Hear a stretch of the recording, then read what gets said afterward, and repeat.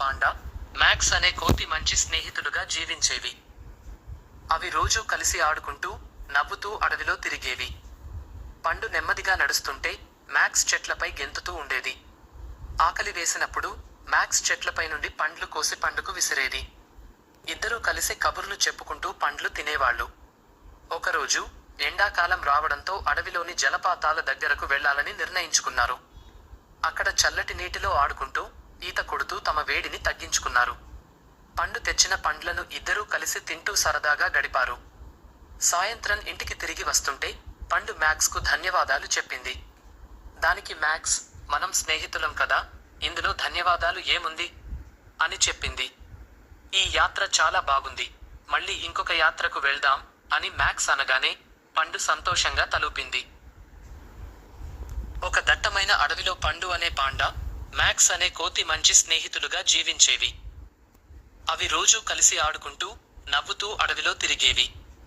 పండు నెమ్మదిగా నడుస్తుంటే మ్యాక్స్ చెట్లపై గెంతుతూ ఉండేది. ఆకలి వేసినప్పుడు మ్యాక్స్ చెట్లపై నుండి పండ్లు కోసి పండుకు విసిరేది. ఇద్దరూ కలిసి కబుర్లు చెప్పుకుంటూ పండ్లు తినేవాళ్ళు. ఒకరోజు ఎండాకాలం రావడంతో అడవిలోని జలపాతాల దగ్గరకు వెళ్లాలని నిర్ణయించుకున్నారు. అక్కడ చల్లటి నీటిలో ఆడుకుంటూ, ఈత కొడుతూ తమ వేడిని తగ్గించుకున్నారు. పండు తెచ్చిన పండ్లను ఇద్దరూ కలిసి తింటూ సరదాగా గడిపారు. సాయంత్రం ఇంటికి తిరిగి వస్తుంటే పండు మ్యాక్స్ కు ధన్యవాదాలు చెప్పింది. దానికి మ్యాక్స్, మనం స్నేహితులం కదా, ఇందులో ధన్యవాదాలు ఏముంది అని చెప్పింది. ఈ యాత్ర చాలా బాగుంది, మళ్ళీ ఇంకొక యాత్రకు వెళ్దాం అని మ్యాక్స్ అనగానే పండు సంతోషంగా తలూపింది. చాలా సంతోషంగా ఉంది. పాండా, మంకీ స్నేహం నిజంగా అద్భుతంగా ఉంది.